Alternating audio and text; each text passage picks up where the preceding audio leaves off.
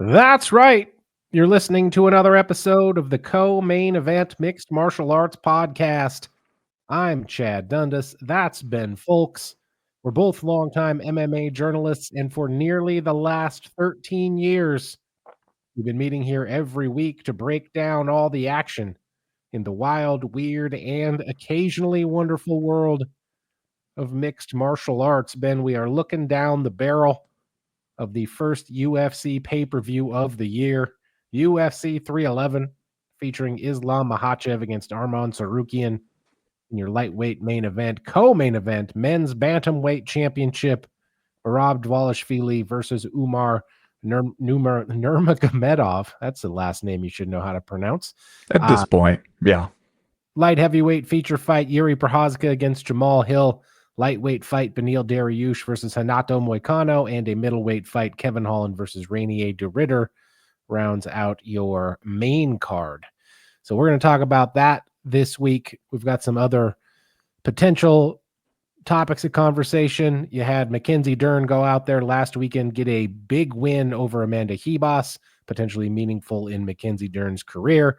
And Tyson Fury retired, allegedly, from the sport of boxing. So if we have time, we'll mix in a little of that. We've also got some listener mail coming up during this show. First, though, UFC 311 should well be in flux, I would think. And this is a bit of a developing situation. It could well have resolved itself by the time the people even hear this episode. We sit here on Tuesday morning, 10:30 in the One True time zone, and as we speak, UFC 311 is still scheduled for the Intuit Dome in Inglewood, California. But unless you are purposefully ignoring the national news, you likely know that there are some devastating wildfires currently affecting the Los Angeles area. So exactly where this thing winds up kind of remains to be seen. Ben, it's Tuesday. If you're not already there, fighters, media types, corners, UFC staff, referees should all be showing up about today. If we're going to move this thing, we better move it fast. We better move it soon. Yeah, I talked to some people last night who have fighters on this fight card, and they were on their way. Some of them were driving from like Las Vegas and were in the car on the way over there. So they're certainly acting like we're still going to do it. There's also the question. I mean, I saw Ariel Helwani had a good update on his show yesterday where he was talking about how the plan is still there, but the California State Athletic Commission says it's monitoring the whole situation there. You saw the NFL playoff game on Monday night get moved to Arizona from LA. If you're gonna make the move, you want to do it as soon as possible. And also, you've got a whole bunch of tickets you've sold. And I believe what Ariel Helwani said was that T-Mobile Arena is not booked for Saturday night in Las Vegas. So you could conceivably come back home, put it on there. But then what do we tell the people who got tickets to that thing? We tell you, hey, you can get a refund if you want, or you can drive to Las Vegas. Do we turn around and try to sell their tickets? I'm sure the UFC seems like it's been a hot enough item that I'm sure it's not a huge concern for them. I'm sure they feel like we'll get people in the door, we'll make some money at the gate, all that kind of stuff. But it does seem like just for everybody's well-being, you got some guys who are going to be cutting weight this week, guys who are already dealing with the stresses of fight week. If you got to tell them, Thursday or something, hey, get your bags, let's go. We're going to head over to Las Vegas right quick.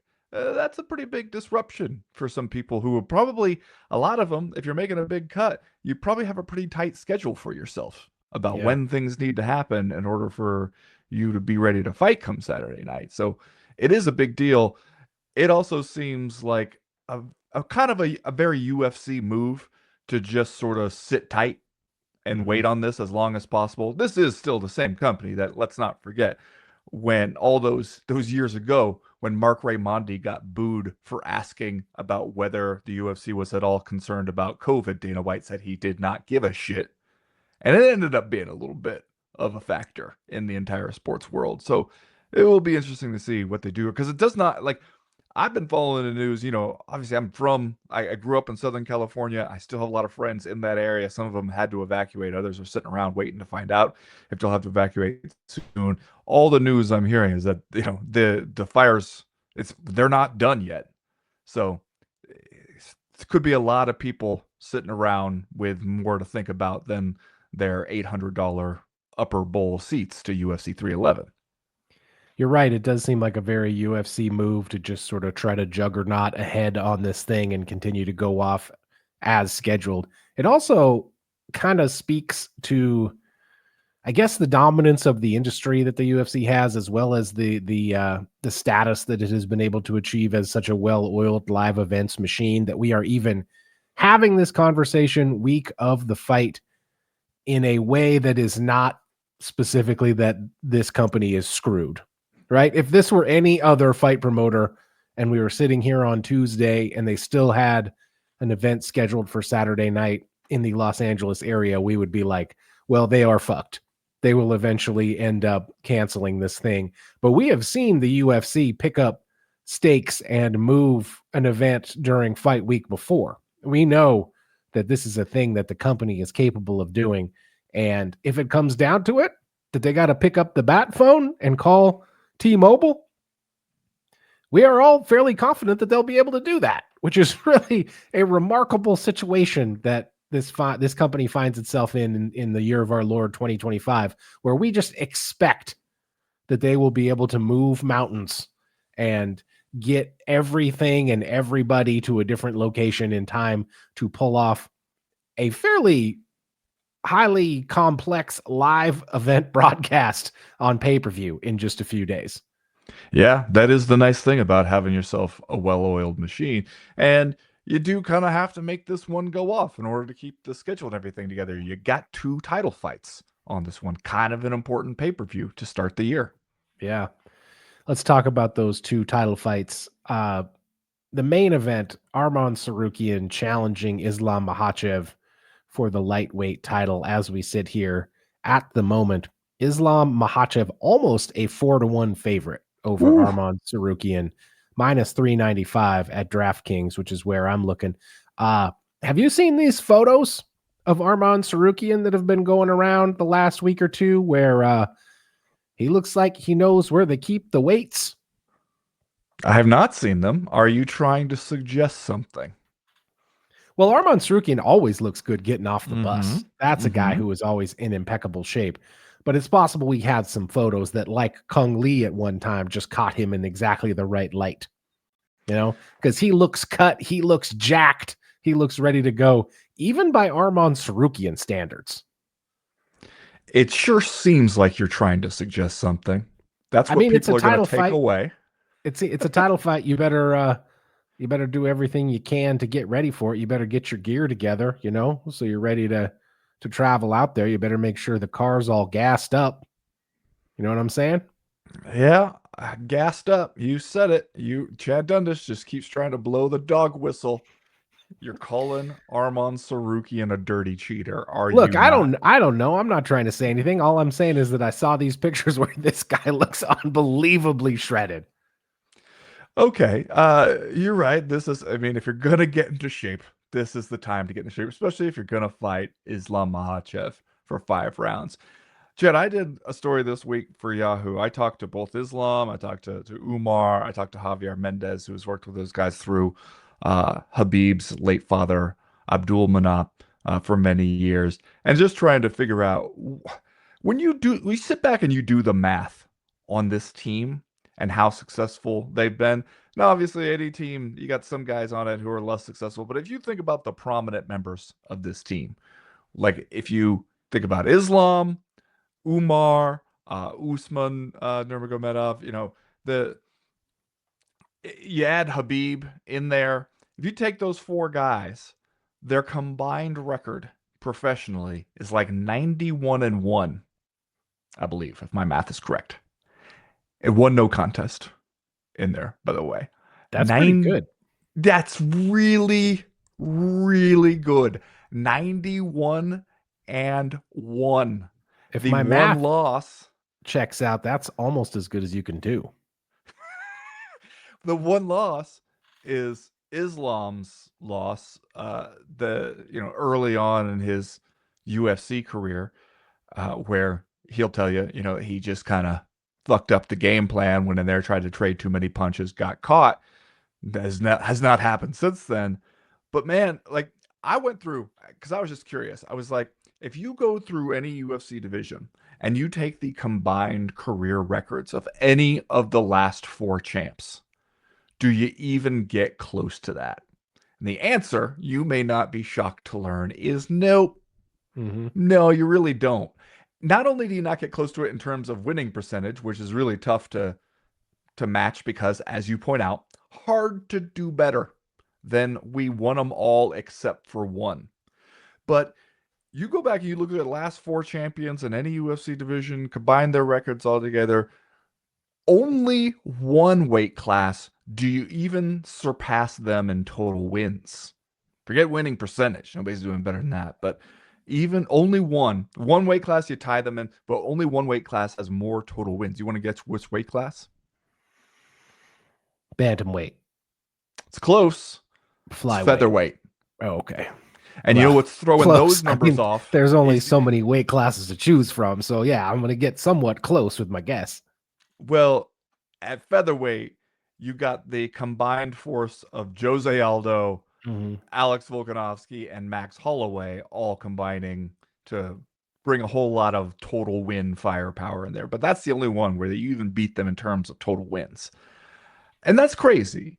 It's crazy to continue to be that successful for so long. Not only because, I mean, I could foresee the way people would respond to that, be like, hey, maybe they get favorable matchmaking to some extent, whatever. But to be that good for that long in a sport where there are just so many ways to lose, even when you are the better fighter, there are so many ways to lose. You just get clipped with a lucky punch. You get a bad decision. You get a bad referee call, or he stops it too soon, something. Ched, you could go out there and slip on the Bud Light logo. Yeah. And tear your knee ligaments out. And to have that kind of prolonged success in this sport means you must be doing something right. Are you telling me that Abdulmanap Nurmagomedov may be one of the most successful wrestling dads of all time? Name a more successful wrestling dad. You're telling Dagestani wrestling dad himself, Abdulmanap. If he was American years ago, he would have been wearing like a starter jacket for Penn State wrestling and sitting at the side of the mat of a little guy wrestling event, watching an 8-year-old beat the shit out of some other 8-year-old, and he would have been being like, "Show no mercy, crush him." I mean, I'm pretty sure I could Google image search real quick and find you a picture of him in something resembling a starter jacket, some kind of windbreaker tracksuit adjacent type attire that we could Photoshop a Penn State logo onto, no problem.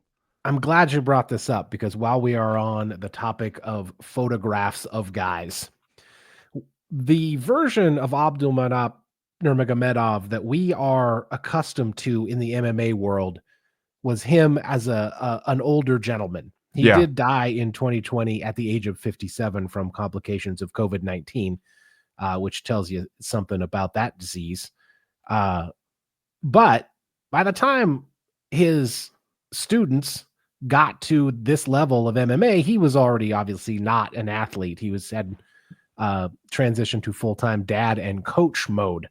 But I saw a photograph of this man on Facebook the other day, assuming that it's genuine, where he was probably in his 30s or 40s, and he's wearing like a military uniform, and he is looking like the biggest stone cold fucking badass you've ever seen in your life. You would not want to run into this guy in a bar in Dagestan at any point, because he looked like he just looks like a stone cold murderer in this picture. I remember one time when I interviewed Javier Mendez, and he was talking about Habib's dad. He was saying, and this Habib's dad is in his 50s at this point that this story is taking place, that Habib's dad was like the only guy who would fuck around with Daniel Cormier on the wrestling mats. And Javier Mendez told me, he was like, I don't go out there anymore with DC. I told him I'm done with that shit, because it sounded like DC would basically take guys down and kind of just fuck with them, just kind of be a wrestling guy to these other wrestling guys, just toy with them on the mats. The only guy who would go out there and like give them a go just for fun was Habib's dad. Well, first of all, everything I know about not only the Nurmagomedov family, but the Dagestani fighters in general, you're not going to find them in a bar in Dagestan. You might not even find a bar in Dagestan. Yeah, that's true. So, that's true. But yeah, not surprising to me to learn that maybe Abdulmanap Nurmagomedov was not somebody you ever wanted to fuck with, whether he was in his prime or not, and B, that you could just imagine him out there throwing around some kettlebells before it was cool, before that was a thing anybody else even knew about to do. I asked them, because I had heard some of these rumors where people were like, Khabib, the way Khabib runs the team now, after having taken over as the patriarch from his father after his father died and Khabib retired later that same year, that basically he is even more of a hard-ass coach than his dad was. And I asked them about that, and they were just like, yeah, I believe what Umar said was, he is like no mercy coach. And to imagine how hard you have to be pushing professional fighters from Dagestan for them to be like, man, this guy's practices are kind of tough. Yeah. Even when I asked them both about it, this was last week, the last week before we ramp up for fight week. First of all, when I interviewed them both, they both looked exhausted. They both looked like they had just kind of been through the ringer. And I was asking Islam about, like, who do you think is a tougher coach on you guys? And he just like heaved a sigh and looked off into the middle distance, like he'd just been kind of through the ringer that very day. And he agreed that it was Khabib, which makes you wonder, is it kind of the syndrome of, you got the coach's kid. He feels the responsibility to always be the toughest dude, the guy working the hardest in the gym. And then he takes over as coach. Is he going to be like, all right, first of all, I don't have any sympathy for anybody talking about, their knee hurts or what their shoulder's sore or whatever today, or, they feel like they're already doing enough and they're in good enough shape to win. I want 29-0 in the UFC and retired as champ, motherfucker. I think I know a little bit about what it takes. Get your ass in here on the mats. Yeah. It just seems like he's not going to be the guy who's like, all right, now that my dad's not around, let's ease up a little bit. I guess the last thing he's going to do. Yeah. I mean, this comes as a surprise to absolutely nobody, right? That this would be Khabib's leadership style, given everything that we knew about him during his fighting career and everything that we know about him as a human and since then. So yeah, not surprised at all that that's the kind of coach that he has become. And whatever anyone is doing over there is working, because as you said, I'm not a numbers guy, but 91-1 is about as good as you can do. Arman Tsarukyan's been pretty good too, though. This is a rematch of Tsarukyan's first fight in the UFC back in 2019. He lost a unanimous decision to Islam Makhachev back then. But other than that, aside from that decision loss to Mateusz Gamrot in June of 2022, which we all remember. Did he lose that, though? Did he lose it, though? We all remember that was a sort of, did he, though? Kind of loss, decision loss. He's been spotless other than that. I believe he's 9-2. By all rights, kind of 10-0. He comes in here on the officially a 4-fight win streak. Charles Oliveira and Beneil Dariush were the last two victories there. I have to admit, I was a little bit surprised to see the odds being quite that lopsided, because obviously, yes, Islam has been dominant. The team has been dominant. Khabib, one of the most dominant champions we've ever seen in the sport. But Arman Tsarukyan, I'm not saying he's going to win, but he's also pretty good. He is. And he, more than just being pretty good, he doesn't really have any obvious weaknesses. There's nowhere similar, like other opponents that Islam has faced, you could at least be like, well, he has a strength advantage over this guy, he has a wrestling advantage over this guy. Like, here are obvious areas where he would want to take the fight and win it. And, all those guys, they're going to want to take you down, make you tired, and beat you up on the mat. That's just kind of the go-to game plan for them. I'm sure that'll be part of the plan against Arman Tsarukyan. But it's not like he has major wrestling deficiencies that you look at him and be like, okay, this is the area you could obviously exploit if he can't stop a takedown. So there's that. I also, one of the things I last week was going back and watching some of Islam's old fights. And the thing that you really see different about him now, just in the last couple years, it seems, is poise. Just sort of like he seems a lot more experienced and calmer, even in hectic situations, and he just doesn't get as tired. He doesn't get as worn out. You go back and you watch some of his earlier fights, even some of his fights before he got into the UFC, and it just seemed like he would spend a lot of energy too soon, and you could see him getting exhausted later in some of these fights. And now you don't really see that. And I think the Dustin Poirier fight was a pretty good example. One of the things I talked to him about actually was he was talking about how while he wanted to and kind of expected to go out there and roll over Dustin Poirier and put him away inside of the first few rounds, going in a longer fight with Dustin Poirier, having to dig pretty deep, finishing him off finally in the fifth round, having to go through that, you come out of that feeling a little bit more seasoned as a fighter and as a champion. Now you know that you can win those kind of fights. You can go through that. You can be in those and you can still have it in the final round. And it does seem like he has started to settle in a little bit as lightweight champion, and just as like a confidence and a calm that comes with that. Whereas Arman Tsarukyan's going to show up here and, brother, this is probably it. This is probably going to be the shot at the lightweight title that you get if you're Arman Tsarukyan. He's not a Justin Gaethje. He's not a big fan favorite knockout artist kind of guy who the UFC would look for any reason to give a title shot to just because they know it'll make for a fun fight and the fans like him.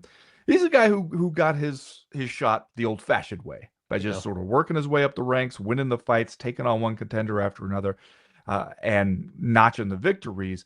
But if you don't capitalize here against a really tough champion in Islam Makhachev, it could be a long time, if ever, before you get another crack at it. Yeah, Arman Tsarukyan is very, very good, but just in terms of the skills that you were just talking about, it's not like he has one thing that really jumps off the page or one thing that makes him incredibly exciting or marketable. He is just very, very, very solid everywhere. And so, yeah, this is probably his one shot for some time. So he's going to have to capitalize on it. I guess it makes sense, doesn't it, that Islam Makhachev would maybe feel a little bit more comfortable now because he's been the champion for a little bit over 2 years.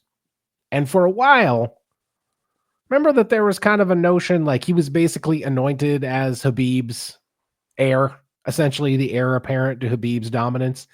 And at one point, wasn't Khabib like, I kind of expected him to already be the champ? It sounded like they were clowning on him, but basically like, LOL, can you believe that you're like almost 30 and you're not even a UFC champion yet?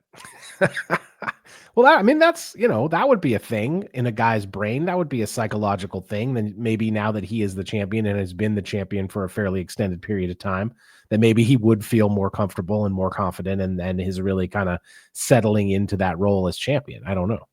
Well, in going back and watching some of those old fights, and I was watching one from before he was in the UFC, and his corner is Khabib and Abdulmanap. And Chad, he's winning.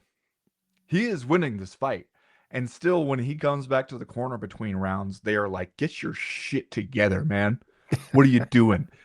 And you're just like, man, hey, are you just mad that it's ongoing, that the other guy hasn't started crying yet?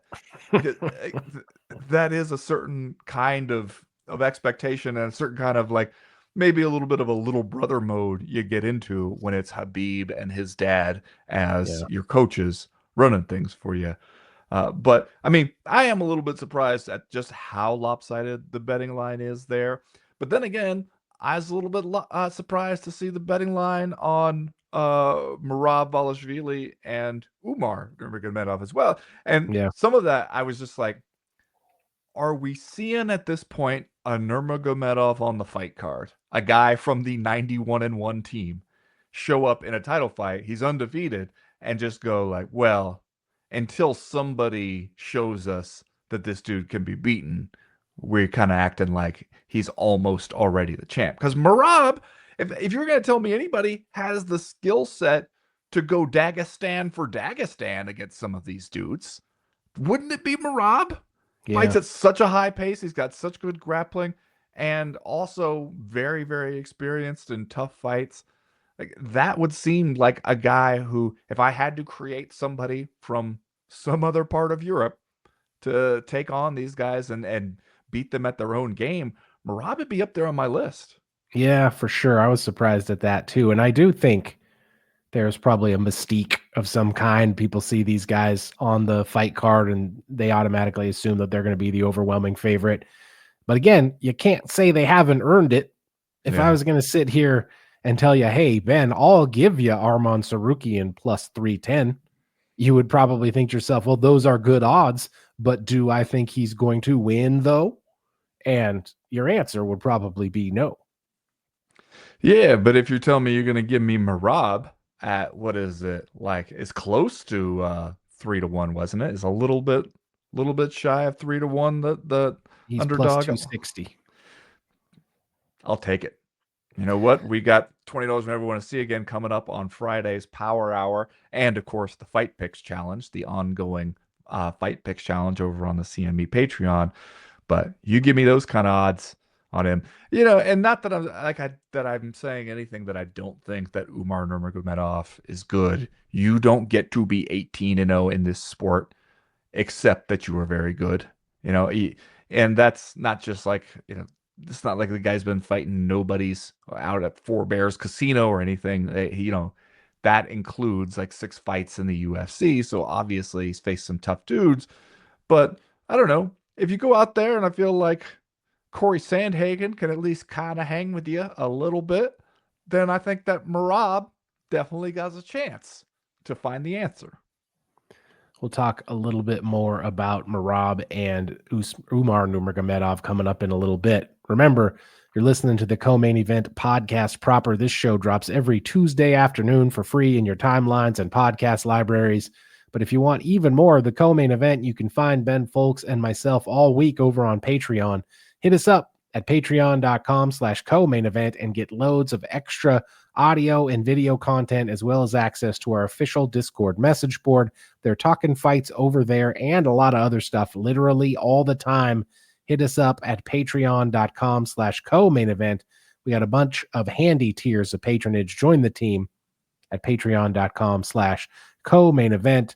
Another way you could support the show is by going to co-mainevent.com and checking out our merchandise shop.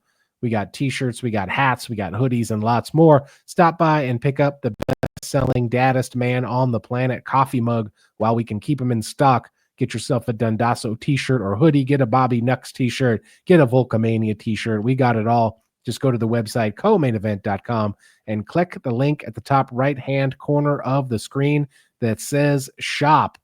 As always, we partner with our dudes at Superconductor on the shop. They are a brand and design studio from Portland, Oregon. We can't recommend them highly enough. For all your design needs, hit them up at studiosuperconductor.com or on Instagram at Studio Superconductor. Right now, like we always do about this time, let's do a little bit of listener mail. Listener mail.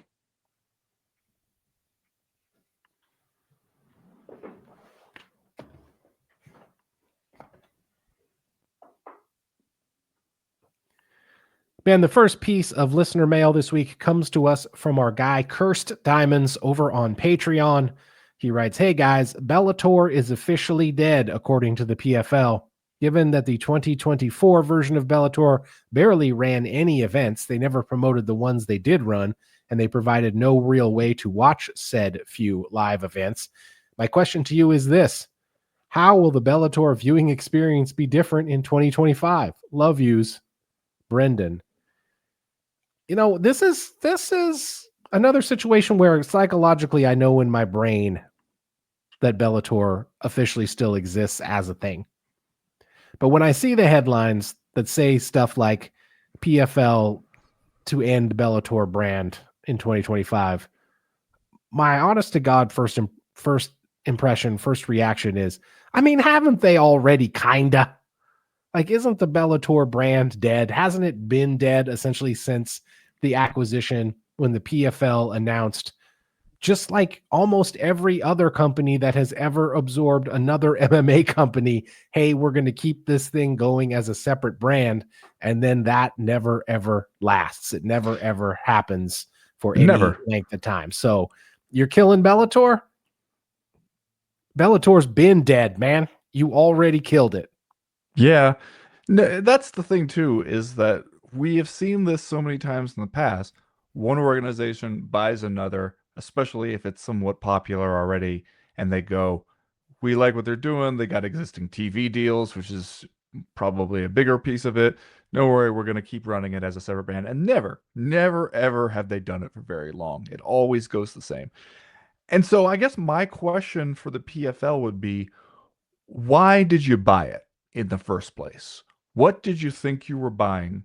What did you think the purpose of that purchase was for you, the PFL?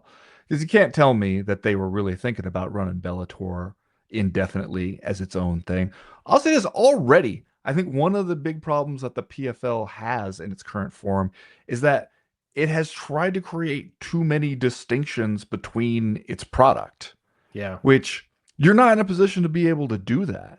Even the UFC doesn't really do that. You got the Contender Series, you got what we would consider different tiers of UFC events, from pay-per-views to fight nights that actually take place in an arena with a crowd to fight nights that take place in the Apex. Like, we as a savvy viewer can decide, okay, which tier of UFC event is there, but they don't make that distinction. There's not like Yeah. a UFC Champion Series. There's not just like a UFC Up and Comer Series. They have not really done that. PFL certainly cannot afford to do that, where you're asking us to keep track of who's a season champion, who's a super fights world galaxy champion, all this kind of stuff. You need to keep it real simple for us Yeah. dumb people, especially for us people who were following PFL. A lot of the MMA crowd is because it's on, because you're on ESPN Plus, because they already have access to it, and there it is. Don't ask them to do a whole lot of work to figure out which version of the PFL product that they're following. And so when you add Bellator to that mix, what did you think you were buying? Because usually the way it works is what you're buying in large part, if you're going to shut down the brand, and so it's like that is going away. You're not buying the brand name, you're buying the contracts. You're buying the fighters that they already have on their roster. And yet that has been a huge issue. You closed out 2024 with the most prominent names on the Bellator roster publicly, vocally mad at you Yeah. if you're the PFL, because you're not using them, because you're not honoring those contracts that you bought. So what did you buy it for? If not to get those guys and to bring them under your roof and have them fight for you. And if you thought, hey, we'll buy them, we don't love the contract, the size of some of the contracts these guys are getting paid, then we'll freeze them out for a little while until they're ready to take a pay cut, and then they'll come play ball. That's naive, Yeah. because they were not gonna go quietly to a massive pay cut, especially if you didn't give them the option to test free agency or to walk. In some of the cases, guys who the UFC would like to have, and they would like to be in the UFC. What did you think you were purchasing, and how did you think it was going to work out? That's my big question for the PFL now that we're shutting down Bellator finally. Yeah. You don't distinguish between different tiers of your programming because then you're telling people they don't have to watch all of it. Like, you are officially saying the quiet part out loud when you do that, which is one of the reasons why the UFC has never really done that, despite the fact that I think that there is a tacit understanding that we are well beyond the time that a normal person could consume all of the UFC's content, even if they wanted to. They still go out there and act like everything they do is solid gold. Like you need to watch every single minute of it because it's all going to be, the greatest event of all time. I am astonished at the amount to which PFL has burned the ships in the last few months, right? Because when PFL started out and it was on ESPN Plus, as you mentioned, we all kind of thought, well, this is not an organization that is going to eclipse the UFC in terms of popularity or in terms of its status as the number one MMA organization in the world, because that seems impossible. But they got a nice little thing going, right? They got a good broadcast. They got an interesting concept, even if it can be confusing at times. There's fighters over there that we know. It's accessible. It's on. We can go watch it. We want to try to support this company. And over the last several weeks and months, I feel like they have just burned all of that to the ground. That once you had these Bellator fighters come out, start airing their grievance, asking for their releases, that we've had some very seemingly tone-deaf responses from Don Davis in trying to defend the company against those claims by these fighters. Now they came out and said they're going to give the tournament winners less money than they were giving them before, even if they plan to make some of that money up with various bonuses. The news was framed in the worst possible way for PFL. And now this, which is, did you even really have to announce this? Did you need to give us a heads up that Bellator was going away? Or when the time came, could you have just kind of been like, yeah, this is going to be the last Bellator? And everybody would have been like, oh, okay, I guess. Shrug. A lot of this does make you wonder, have you guys paid attention to this sport? Do you know how these things kind of go? And because this is also how it goes is if you try at various points to frame yourself as we're the fighter-friendly alternative, we treat our guys better, we don't have them locked down under restrictive one-sided contracts, we're the one that really respects the fighters. No promoter ever ceases to fall short of that eventually. Because at some point, you're in the fight business, a sort of naturally exploitative business in some way. You're going to have some fighters mad at you. You're going to have some things where they pop up and say like, hey, this promoter isn't doing right by me, and the fans will turn against you. And they'll turn against you more if you tried to make it a piece of your brand identity, is that we treat the fighters better. The other piece of this too is if you're PFL, excuse me, if you're any competing MMA organization, one of the obstacles you have to get past is you have to get fighters to want to sign with you, especially when they're young fighters coming up and they've been hitting heavy bags in the gym dreaming about being UFC champion. That's the thing people know. That's the thing where if they're on an airplane and somebody asks, hey, guy with cauliflower ear and a nose that looks like a frying pan stuck in the middle of his face, what do you do for a living? If you're a UFC champ or a UFC fighter, you don't have to explain it too much. You just say, the UFC, I fight in that. And at this point, people know what the UFC is. Whether they've seen it, whether they're a fan or not, the awareness is pretty much broadly there across anybody who has ever heard of any pro sports in America. If you're in the PFL, you have to say, the UFC, it's like that. It's the same thing basically, but different initials. Those kind of things, they get in some fighters' heads where they think of themselves as like, okay, maybe I'll make a stop off in this organization, or maybe I'll hold out and not sign with this organization, waiting to see if the UFC is going to offer me something. The way you could get around it before was you'd say, we're doing these tournaments, and if you win it, you get $1 million. And they look around and they see some guys who are not, many of them, tremendously successful in the UFC, but they stood there with that big check that said $1 million and had their name on it after they won one of those tournaments. And they think like, all right, I'll explain this shit to some nosy passengers, some seatmates on some planes, if it means I get $1 million. And then now you start cutting into that money. You start whittling away at some of the opportunities. You got a bunch of fighters being mad, talking very publicly in a way that other fighters are going to see about their contract situation. Little by little, you also like lose that ability to make your pitch to fighters like, hey, choose us now instead of waiting around for the UFC to make you an offer. Speaking of fight promotions that might be ignoring the mistakes of the past, we got this question from Ask Jeeves, who writes, is the GFL already screwed? I'll help with that. Yes. How many times has a promotion picked up an old former UFC guy when they learn that there are a number of fighters still capable, along with new talent to work on marketing? Patchy Mix, the young vagabond, Musasi, maybe even a UFC guy who isn't happy with pay and up for free agency. That's a pretty big pool. I'm happy they want to pay their guys good, but when they fail, the UFC will be able to use that as why they can't pay fighters more. Please discuss, as I need someone to talk with about this. When I saw the news the other day that the GFL was taking on Cain Velasquez as a team manager, first of all, interesting choice. Mm-hmm. Second of all, we're doing the IFL. Like, right down to having the well-known former fighters come on as like team coaches or managers or whatever it is.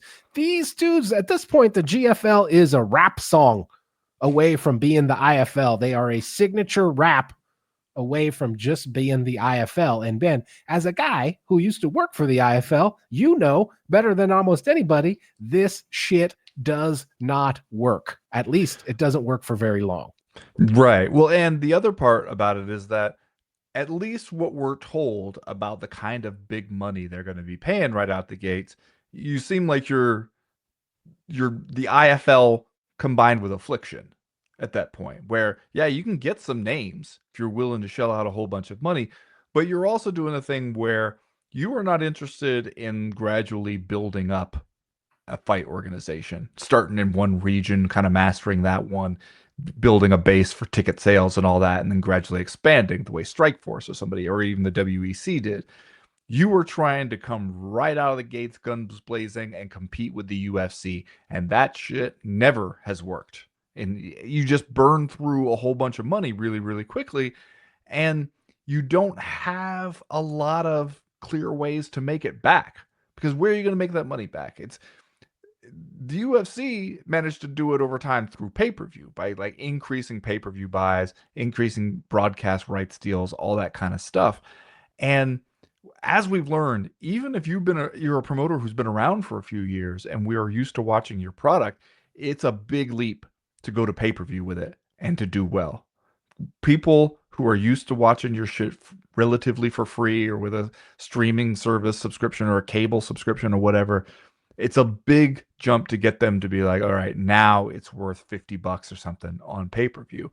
Everybody has struggled making that transition. And so it's like, you're going to pay all this money out. You're spending money to get the name value, to get the headlines that come with adding Cain Velasquez as a team manager, whatever. How are you going to make the money back? Because unless you have a huge fund to start with, you're going to have to start turning it around and showing some revenue somewhat quickly. And it just doesn't usually happen that way in this sport. It usually takes longer. Yeah. All right. I wanted to squeeze this one in from Eric in Toronto, who says, you're working at your day job at Frontier Airlines. Just a typical day. Okay. I see where we're going. A passenger had a few too many beverages, but nothing came of it. The usual dum-dums trying to stuff too much luggage into the overhead compartments. No big deal. Just another day. But then a flight attendant calls for a supervisor. A passenger in the exit row isn't cooperating, and they may need to be physically removed. You hurry to the scene, only to discover that the passenger is none other than Khabib Nurmagomedov. What do you do? Yeah, imagine you're the heavy at Frontier Airlines or at the airport, whatever. You go in there, you're rolling up your sleeves. You know, let's deal with this yahoo. And you show up there, and you're like, that guy kind of? He kind of has the beard of a. That's not Khabib, is it? Because if so, my tone just got a lot more conciliatory. Frank I go Mir. from being like, look here, motherfucker, you need to raise about that seat, to being like, hey, dog, how you doing? How's your day been? Anywho, this flight attendant seems to think we have a misunderstanding here. Frank Mir once told me that he preferred to do business in person because he found people to be much more reasonable when you meet them face to face. To which I thought to myself, yeah, for you, Frank Mir. I mean, even if you didn't know who Khabib was, I feel like you could just look at him and be like, this seems like a guy maybe that we should handle with kid gloves a little bit here. That is not the facial hair, and those are not the ears of a man you want to be bossing up on in a small enclosed metal tube. So yeah, we see a portion of this interaction on video. The version that Frontier Airlines tells us is that they're doing the thing where they go around to the people sitting in the exit row, ask if you're willing and able to assist in case of an emergency. And you know how they do about that, Chad. They need you to say verbally yes. Yeah. And they will be kind of dicks about it if you don't say. You can't just nod your head. You can't be like, yeah, hey, fine, whatever. You can't treat it with the reality of, hey, look, if we ended up in a situation where you need me to open the exit door and get everybody out of here, we have already gotten ourselves into a bad way, which is the reality of it. You need to take it seriously and be like, yeah, sure, no problem. I got this one, you guys. No problem. Like, you got to say yes. And they're saying, we asked him, he didn't answer right away. I don't know if they were concerned about that they thought he didn't understand, that he didn't understand the English and everything. I mean, we know Khabib. Khabib understands English and could speak it pretty well at this point. Like, no problems there. Maybe he's just not as, eager to engage as they would like him to be, doesn't say yes quick enough, whatever it is. And then they get into a thing about wanting to move him out of the exit row. And that it must have at some point become a thing where, like, the flight attendant gets into it with him. They make a decision like, hey, that's it. We're not dealing with this bullshit. They call somebody else to get him off. And once they make that call, they probably are like, well, we don't want to change our minds about it. We don't, we're like an umpire. Like, we can't let you argue the call until we're like, you know what? He was safe. Like, we got it. Once we say it, we got to stick with it. And when they started out having that conversation, they were thinking, like, at worst, this goes on some idiot's Instagram where they're just like, oh, dust up here between. No way they're thinking, like, I am arguing with a former UFC champion who is going to prompt, like, a statement from, like, important people in, like, American Islamic relations, and it's going to be turned into a whole thing. It's going to be front page news on a lot of these sports websites. There's no way they realized what they're getting into when that started. At least it gave MMA news websites a chance to run a lot of so-and-so responds to Khabib Nurmagomedov situation stories, which at this point issues a statement. Yeah, 40% of the actual MMA media coverage. You know, the irony. Have we heard from Kamaru Usman's podcast? We will. I guarantee you we will. Okay. Thank God. The irony is that I almost can't think of a better guy. Like, if you get into a emergency plane situation, my only hope is that all those Dagestani guys from the Abdurmap Nurmagomedov team are sitting in the exit rows, because they got the best chance to get the most people off. As far as I'm concerned, they're getting those doors open. They're getting the exit slide inflated.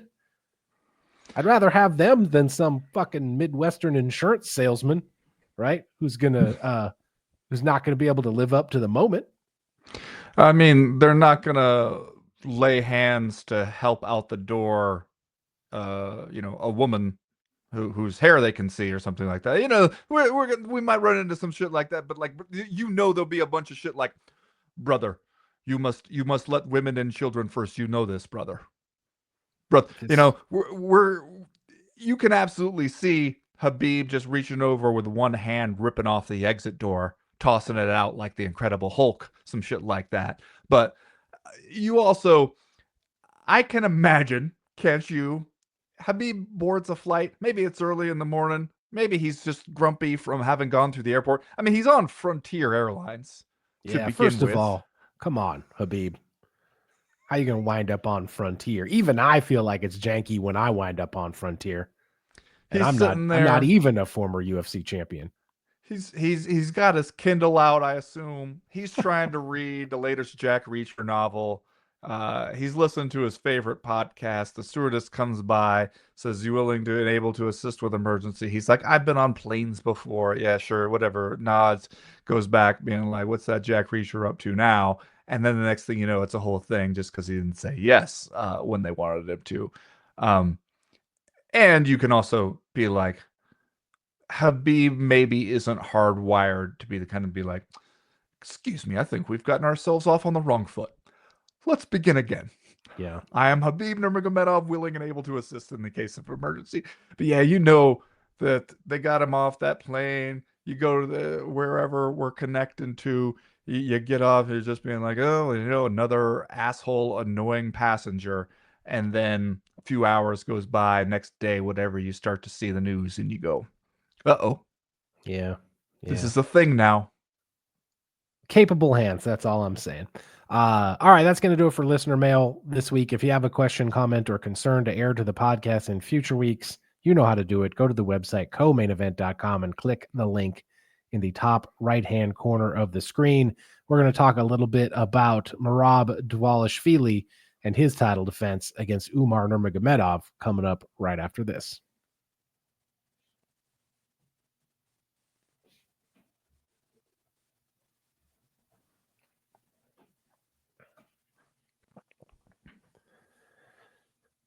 Ben, in some ways, I feel like this is some classic UFC shit. To take a guy like Merab Dvalishvili, who has worked so hard to become a thing in MMA and won so many fights in a row until basically you could not deny him a title shot. The last two losses, back-to-back losses in December 2017 and April 2018. Since then, all wins for Merab Dvalishvili. Here's a guy who is social media conscious. He's kind of funny. He does a good job with his self-promotion. He will go into the crowd to fight a guy. Mm-hmm. That is something we know he will do. So there's that. But I feel like if you're the UFC, and maybe I'm the only one who thinks this, but like you could do worse than having Merab as one of your champions. We get through all of this preamble. Merab becomes the champ.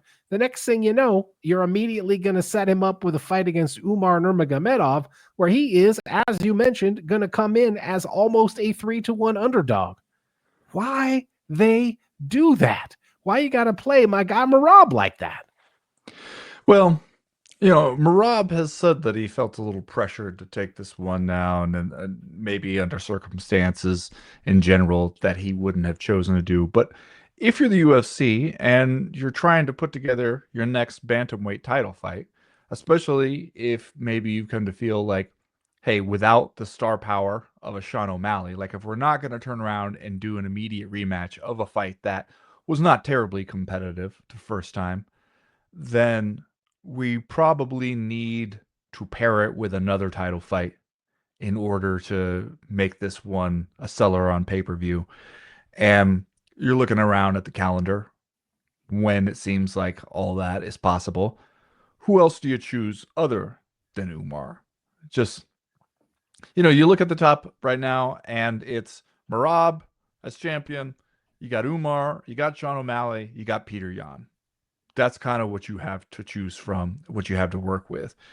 And Merab has already fought Sean O'Malley and Peter Yan, right? So like what do you do if we want to get that title back in circulation? We don't necessarily know that Merab versus TBA is on its own a huge title fight. Umar does kind of seem like the guy you got to go with there. That, like, competitively and according to the rankings, that does seem like the fight you have to make. It just also seems like we're asking Merab, like, hey, congratulations on your title. Now fight the toughest guy in the world to challenge you for it. Yeah. Not only that, but if our long-term plan is to try to get Sean O'Malley back in contention at some point, he ain't never getting that title back from Umar Nurmagomedov. Never. He's never laying hands on that thing again if that's who your champ is. That is another possible concern, I guess. But, when it comes to plotting a course forward in a lot of these divisions, the UFC kind of has to cross that bridge when we come to it. I mean, remember what we said when the way they were matching up Sean O'Malley on his way to the title was it seemed when Yeah. they matched him up against Peter Yan, we all kind of went like, oh, okay, so you guys are done trying to curate a certain path for Sean O'Malley. You're going to let him sink or swim, and he swam, made it Yeah. farther than we thought he was going to. But you're right, you let a guy like Umar get his hands on the belt, who, especially if Merab can't stop him. If he gets through Merab, the way that stylistic matchup goes, who beats him? Yeah. He might be sitting there for a while. I guess if you're the UFC, you also could do worse than a bunch of these guys who are on the same team and who seem fairly marketable when you are willing and able to take them over to the Middle East and do shows in Abu Dhabi or Saudi Arabia. That seems to be the best place to market the Dagestani guys. So if that's what you see as one of your futures, yeah, maybe another Nurmagomedov ain't the worst thing in the world. Yeah, I don't know if you've noticed, but people in combat sports seem to feel that Saudi Arabia is a good place to do business these days. Yeah. So No, I have noticed that. Yeah, across the board, there seems to be a lot of willingness to go over there. So there's that. there is that. You want to talk a little bit about Mackenzie Dern? Just the last few minutes we got left here. Sure. You know who had a bet down on Mackenzie Dern in last week's $20 and never want to see again? I mean, I don't think the people on this property are interested in hearing about that. You got to get behind the Patreon paywall to even know what's going on over there. You're over their heads right now. Might as well not waste any time talking about it. You might as well not waste any time talking about a rare success of mine. Now, see, you'll remember I talked myself out of Mackenzie Dern via decision, which I thought was the likeliest scenario here. I also, not to make myself look too much of a fool while initially touting one of my successes, you were like, hey, you know, Mackenzie Dern, get you on the mat, always a threat to submit you. And I was like, bro, when's the last time she submitted anybody? So it's been a minute. And then think how I feel. I normally always take Mackenzie Dern by submission just as a flyer bet, just because it could happen, right? This is the one time I don't. And she goes out there and snatches the armbar. Makes me look like a damn fool. Mm-hmm. Is this an instance where you think Mackenzie Dern showed up for this fight starting to look a little bit more like the complete fighter that I think that we've all been waiting for her to show up looking like at this stage in her career? She shows up for this fight. She's throwing low kicks. She's looking a little bit more capable in the striking game, although sometimes she is still ducking her head and running in, throwing punches that look like she's swimming. She's going for takedowns. She's landing takedowns. She's working her jujitsu to get to sweeps, get to the top, get to armbar positions, and then she ends up winning it in the third round with the armbar submission. I felt like this was maybe the most impressive that we've seen Mackenzie Dern. It's certainly the most impressive I feel like that I've seen her recently. You know, hasn't one of the issues with Mackenzie Dern been consistency? And that, we've seen her look good at times, and then we've seen her show up and sometimes for fights look like she's taken a backward step in her career. But then when you do look at the big picture, she's 31. That was her 20th pro fight. She, because of her jiu-jitsu prowess, and because, some of the potential the UFC saw there, I'm sure, with marketability and whatnot, she got into some fights against known names and in prominent spots on UFC fight cards pretty quickly. Mark Zuckerberg's favorite fighter. Yeah. Chad. Mm-hmm. He'll show up. He'll show up when Mackenzie Dern's going to fight. We close down the Apex so that Mark Zuckerberg could come watch Mackenzie Dern fight. So she's gotten herself into some spotlights early on in her career, which maybe makes us feel like we know her better or that we've seen the entire book on her. You know how MMA fans love to do that. After each fight, we decide we know everything there is to know about you. This one did show you, like, okay, there's still some capacity for growth here. And, who knows where Mackenzie Dern could potentially go from here. And it does give you, like, some encouraging signs. Like, all right, we're learning how to have a complete game, or at least a more complete game, but also not forgetting what got you to the dance. That's the stuff I think is encouraging. Yeah, we have a women's strawweight title fight coming up at UFC 312 in February. We're going down to Sydney. Zhang Weili going to defend the title against Tatiana Suarez. I don't know that I necessarily, even at this point, like Mackenzie Dern's chances against too many of the fighters ranked above her in that weight class at the moment. Maybe you have a slightly better stylistic matchup against Tatiana Suarez, but at the same time, I don't think I'm picking no Mackenzie Dern in a fight against Tatiana Suarez. Provided Suarez can get to the cage healthy, which has been the biggest limiting factor in her career so far. But I mean, what else do you do with Mackenzie Dern? She's won 2 fights in a row, which obviously is not a ton, especially when it pertains to number 1 contender status. But you kind of get the impression she's not going to have to win too many more for the UFC to feel like it's a good idea to boost her into a title fight, don't you? Yeah, especially because if Zhang Weili keeps holding it down as champ, and you speak about stylistic matchups, there's not a whole lot of people that I'd like in a stylistic matchup with Zhang Weili right now while she's in her prime. She keeps running through people who are ranked strawweights. You might just at some point run out of fresh meat for her. Like, if you're Mackenzie Dern, you do have a lot of positives going for you that the UFC tends to like, but you might just win one more fight, and the UFC goes not only, hey, Mackenzie Dern is a name people know, 3-fight winning streak gives you a little bit of momentum, but also, like, who else we got? We need Zhang Weili to fight somebody new. Yeah. Well, if you fight Zhang Weili, you better not put your head straight down and start doing the freestyle swimming stroke out there to try to get to her, because that's not going to work. That's not going to work in that fight. All right, that's going to do it this week for the Co-Main Event podcast. Thanks, everybody, for listening. A reminder, we will be over on the Patreon page all week, patreon.com/co-main event. Join us over there. It's a fun time. You will like it. If not, we'll see you back here next week. Thanks for listening, everybody. We appreciate the support. As for right now, we are done. We are through. We are out.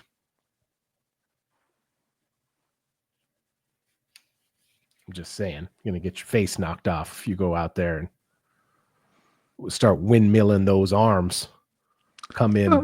Essentially come in face first. That ain't working against Let's Zhang be real Weili. And say you're probably going to get your face knocked off either way. If you stand there, you are for sure. I was just glad Amanda Hebos managed to pull off some head and arm throws in this fight, because I had 1 square left on my women's MMA bingo card, and that was it. So, it is my understanding that if you have a women's MMA fight without at least 1 head and arm throw, you can be fined by government regulators. Yeah, an angel gets its wings if you have one.